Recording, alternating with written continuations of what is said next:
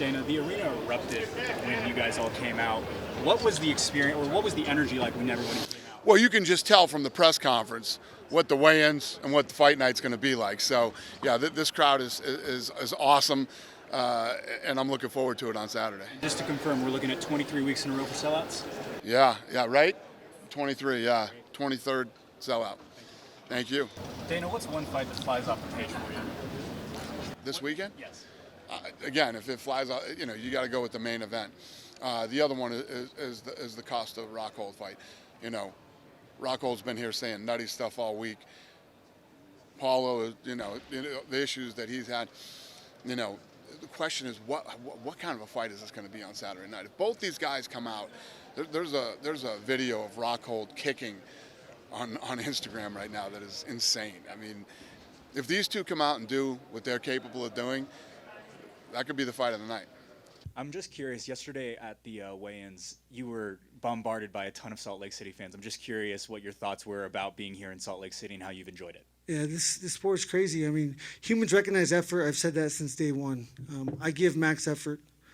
You pay a ticket price to come to this arena and feel a feeling, get endorphins, adrenaline. These are things that you don't feel on a regular basis. And when you feel it, it's something special, especially when you're not in danger. You can enjoy the hell out of it. So, I give every single person the cost of admission. So, they love me. I love them. This is, I've seen fighters, and I don't mean to knock them, but taking pictures, signing autographs. As a child, that was my dream. I was out there for 3.5 hours today. They had a clicker, first time ever, and I got to work through about 920 people in 3.5 hours. So it's a dream come true for me. I come from a small place. We as fighters don't come from opportunity. We don't come from wealth. And we have one dream, and that's to inspire the world. That was my dream, and it's cool that I get to do that. If you were to beat Deiveson in the fourth fight, who would you want to fight next? Would you want a fifth fight with Deiveson, or would you want someone like an Alexander Pantoja? Man, you know what? The last time when I said will be the last fight against Figueiredo, I fought two more times with him. So I don't want to say it's the last time, but I think the fourth one will be the last one for us. I feel that, right? So thinking about next challenger, definitely Pantoja is next. I feel he deserves it right now. The problem is we haven't finished business, Figueiredo and I, so that's the problem. So the goal right now is to finish those business with Figueiredo and then start to think in the other challenges. But definitely Pantoja is there. Even who other one, maybe Askarov, who he lost against Kai Kara France, but his name is still there, right? So we need to wait a little bit about how the flyweight division is moving, but I'll be ready. There's a big fight coming up, Michael Chandler versus Dustin Poirier. You've shared the octagon with both of those fighters. I'm curious how you see that fight playing out. It's all a guess. No, I'm guessing that it's going to play out a lot like my fight. I think Poirier is going to be methodical. I think Chandler's going to be explosive. I think he's going to be dangerous as hell for, 9 minutes. He's still dangerous after that. That's why the risk-reward factor calculation that's constantly going on never allowed me to take that chance. That man is dangerous, and he loves to fight, so I'm a fan. Also, after fighting Deiveson this many times, it seems like both of you have almost created this, obviously a rivalry, but almost a friendly rivalry, like how you talked in the octagon after the fight. I'm just curious if you and Deiveson have been able to almost become friends in some weird sort of way through all of this time fighting each other over the last couple of years. Oh man, that's funny. Again, even right now, and I'm thinking about it, even right now, after 3 fights together, after a lot of trash talk from him, saying a lot of different lies about me, hey, this guy is racist, this guy is blah, blah, blah. Man, even with that, I don't hate the guy, man, and I feel a lot of respect for him. Obviously, I remember this.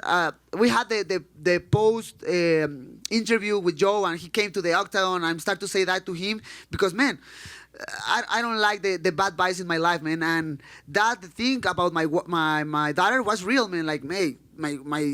My daughter is watching right now. I don't want to do nothing stupid. Okay, so that's it, man. That's it.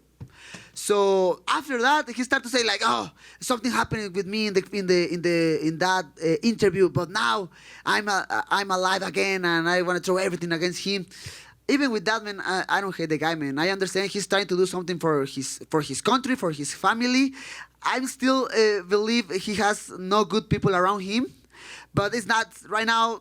I'm not thinking about it. It's not my problem. But I mean, man, is the only rivalry who has the opportunity to fight 4 times in a row. Man, that's crazy, man, and that's very exciting to me. And hopefully the people can see that fight in the future. I need to push a little bit Figueiredo because I mean he started to go with the weight, right? He's a little bit heavy right now, I think so. So I need to push him a little bit to sign the contract for January. It's nothing official yet, but man, I'm excited. I want to go to Rio. That's it. I want to go there.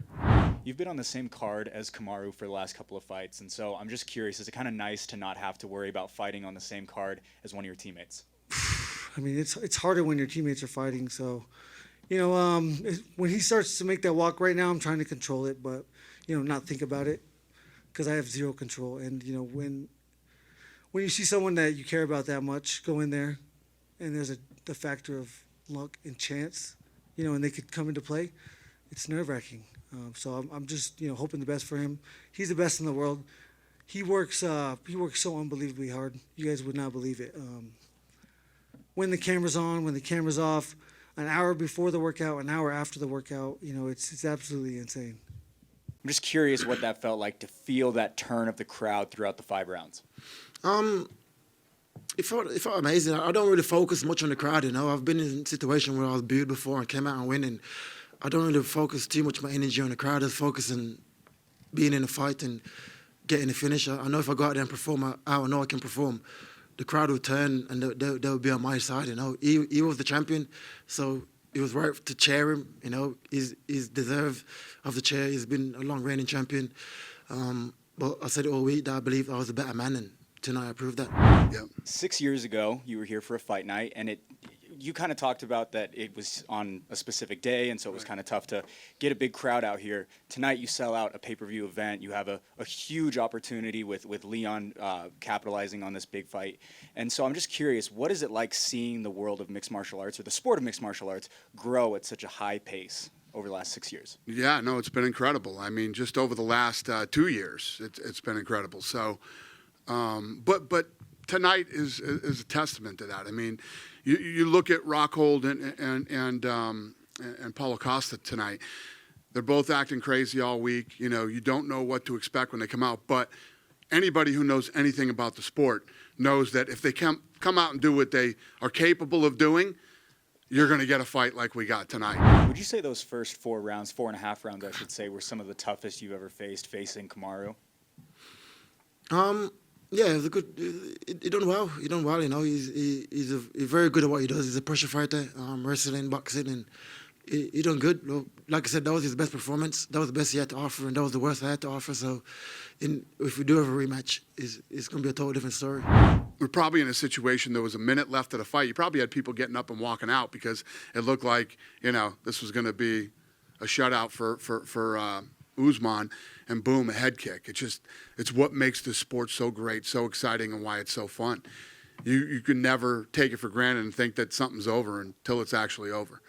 And when you get